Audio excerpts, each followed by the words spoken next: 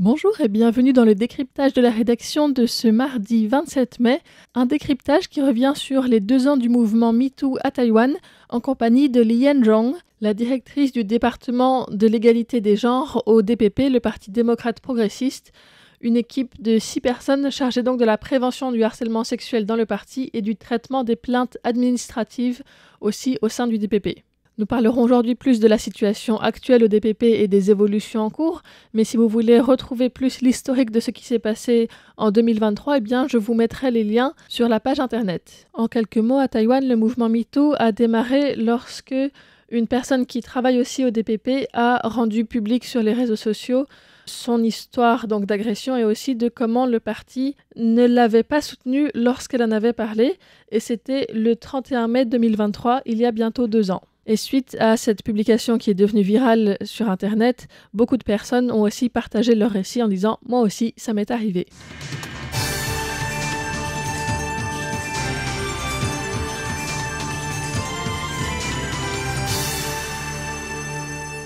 Ce mouvement de MeToo a été déclenché au sein de TPP en fait. Dans l'époque, on a formé avec mes collègues une équipe d'urgence pour fouiller ou pour recevoir toutes les plaintes déposées à l'époque. Mais même si des plaintes ont été déposées en 2023, mais ça, c'était déjà, à l'époque, c'était déjà des incidents ou des choses encore plus anciennes. Donc, on a passé pas mal de temps pour enquêter ou essayer de comprendre comment ce genre de choses puissent se passer au sein de TPP sans que personne n'osait de porter plainte à l'époque où tous ces incidents se passaient. Donc, on a passé pas mal de temps de revoir les erreurs, les manquements de parti, comment on a pu venir jusque-là, où des victimes faisaient tous ces posts sur Facebook au lieu de choisir de porter plainte au sein de le parti. Donc, maintenant, ça fait déjà presque 2 ans. Et je crois le plus important, c'est que les leaders de partis politiques majeurs à Taïwan, ils doivent vraiment faire plus d'attention à ce sujet-là. Parce que, je parle de TPP, le headquarter de TPP. Si à TPP, on a à peu près 130 d'employés. La moitié, c'est des femmes. Et si vous comptez tous les gens qui travaillent au sein de politique, par exemple les assistants parlementaires ou de tous les niveaux, au niveau central, au niveau de gouvernements locaux, pour les conseillers municipaux, tout ça, il y a quand même beaucoup de femmes qui travaillent dans ces sphères, dans la politique. Et là, ces gens-là, ils doivent être protégés. Le problème, c'est qu'en politique, au sein des politiques, personne n'ose dire. Parce qu'ils ne savaient pas, une fois qu'ils portent plainte au sein de leurs employeurs, par exemple, si jamais je suis harcelée sexuellement par exemple, dans une fête, mon patron et moi, on est allés remercier ces personnes qui finançaient la campagne de mon patron. Et imagine, je suis harcèlement sexuel par ce genre de personnes. Est-ce que je dis ou pas à mon patron? Parce que ces personnes ou va financer sa campagne. Et là, éventuellement, ça pourrait être un peu compliqué. C'est possible que je pense qu'une fois que je porte plainte auprès de ma patron, je pourrais éventuellement perdre mon travail. C'est possible. Donc, je crois que ce qui est important, c'est que tous les leaders de partis politiques majeurs à Taïwan, on en a 3 quand même, il faut qu'ils prêtent plus d'attention et mettent plus de ressources à la prévention de harcèlement sexuel au sein des partis politiques. Et aussi, il faut c'est important de déclarer ou faire une certaine déclaration au sein du couple ou au grand public que ce genre de comportement n'est pas accepté au sein du parti. Mais malheureusement, à mon avis, malgré tous ces mouvements MeToo, on est vraiment toujours loin de là. C'est un peu dommage, mais au sein de notre département, on continue. Tous les ans, on fait des formations continues parce qu'on doit vraiment rappeler tout le temps que c'est important d'avoir un environnement où tout le monde peut se sentir sécurisé, se sent tranquille, quel que soit leur genre, quel que soit leur sexe, quelle que soit leur orientation sexuelle. Parce que la politique, notre objectif, l'objectif de politique, c'est de créer un environnement où tout le monde peut vivre tranquillement, vivre de manière heureuse ou gaie. C'est ça. Donc, du coup, dans le parti politique, on doit vraiment commencer à faire ça nous-mêmes. Mais c'est une année de troisième année. Donc, on va continuer à faire cette formation pour rappeler nos employés, rappeler tous les gens qui travaillent au sein de politique, au sein de notre, au moins TPP. Ça, c'est important. Égalité de genre, c'est important. Et la prévention, et ce qu'on peut dire aux autres, ce qu'on peut pas dire aux autres, quelle blague on peut faire, quel genre de blague on peut pas faire. Et ça, c'est vraiment, pour moi, c'est ABC, mais on doit vraiment, il faut quand même rappeler tout le temps. Parce que la politique, on a vraiment cette ambiance un peu masculine. En disant certaines blagues, on pourrait éventuellement être plus proche que de les autres. Mais maintenant, de plus en plus de gens qui ont cette idée que certaines blagues n'est pas acceptable. Faire des blagues sur le corps ou la silhouette ou la façon d'agir chez certains gens, si vous voulez être funny, vous avez d'autres choix en fait.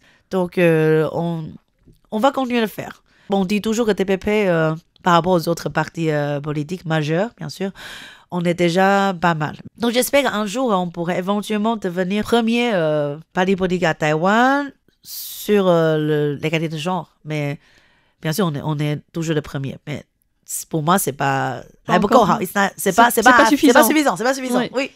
Et qu'est-ce qui manque encore? Est-ce qu'il y a encore trop de blagues sexistes qu'on entend? Est-ce qu'il y a encore trop de cas de harcèlement?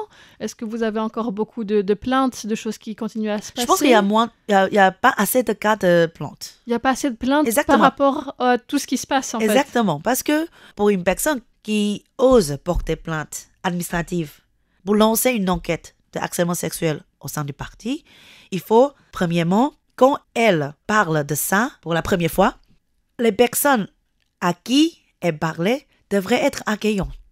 Mais de mon expérience, notre environnement n'était pas assez accueillant jusqu'à maintenant. C'est un peu dommage, mais une fois que ces personnes, quand elle parle ça pour la première fois, la personne à qui elle se confiait, c'était pas...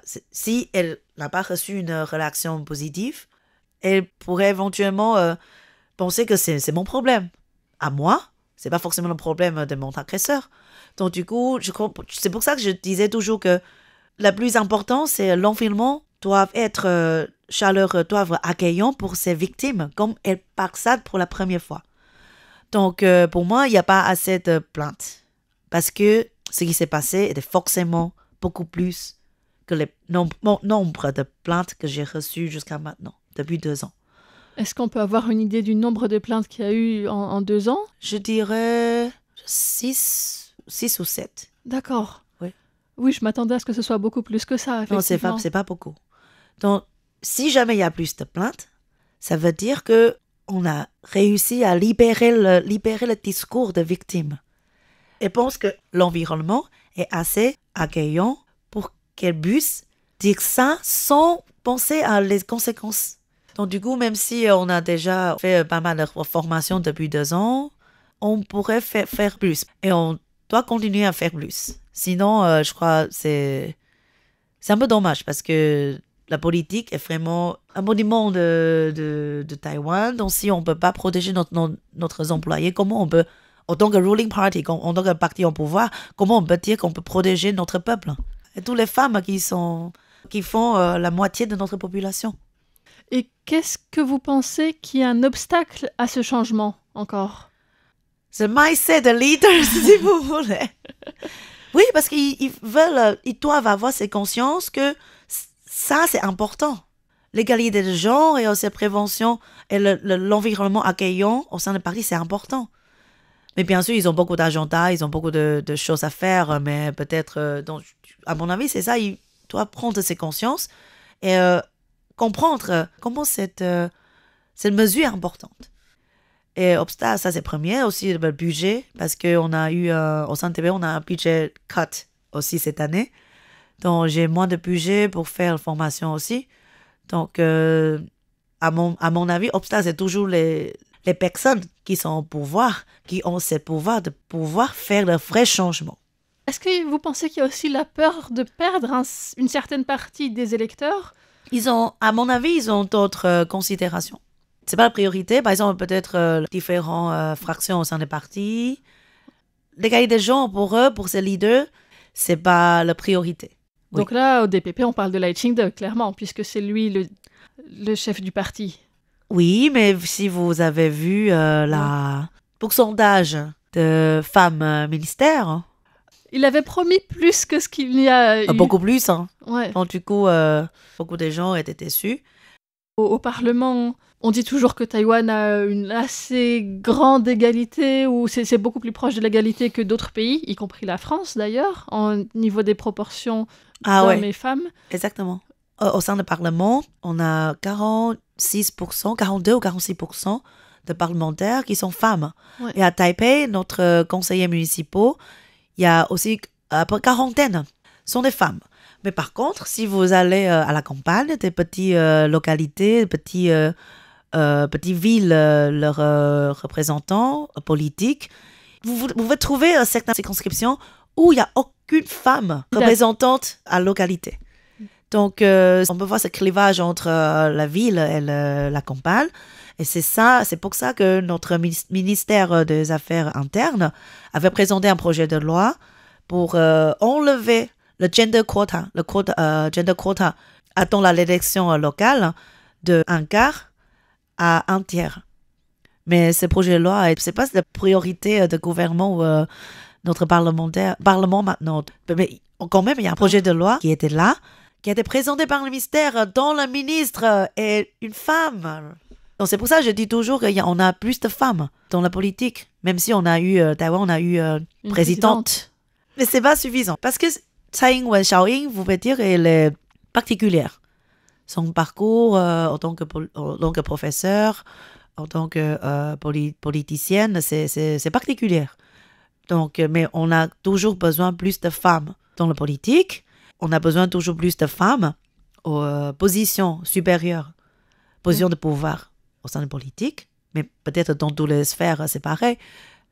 Comme quoi, on pourrait éventuellement changer l'idée des gens qui voient les choses et aussi changer vraiment la politique interne des entreprises ou de certaines organisations. Donc, c'est important. Parce que même si, j'aime pas ce genre de discours qui dit que il y a une différence fondamentale entre les hommes et les femmes.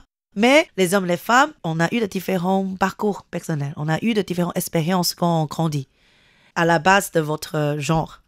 Parce que les gens peuvent traiter les garçons et les petites filles de manière différente, ça c'est évident. Donc on a de différentes expériences quand on grandit.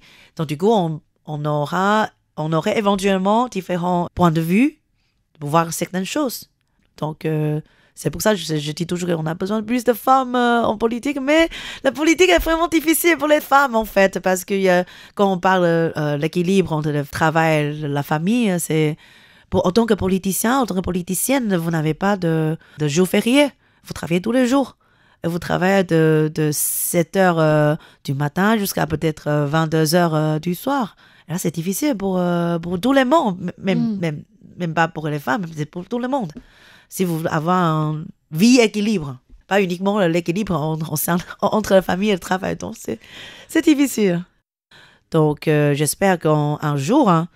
notre système, notre gouvernement pourrait avoir une très bonne stratégie, très bonne politique, d'aider tous les hommes, toutes les femmes de trouver un équilibre entre le travail et la famille. Parce que les Taïwanais, on a cette réputation de travailler beaucoup. Même si nous nous sommes un peu éloignés de ce qu'on appelle en général le mouvement MeToo, c'est-à-dire le fait de raconter qu'on a subi des agressions sexuelles, du harcèlement, un viol. En fait, tout ça, c'est en lien avec le contexte qui permet à ces agressions d'avoir lieu, ou bien au contraire qui pourrait permettre de limiter, voire d'empêcher ces agressions. C'était un décryptage présenté par Florian Dai en compagnie de Li Yanzhong, la directrice du département d'égalité des genres au sein du Parti démocrate progressiste.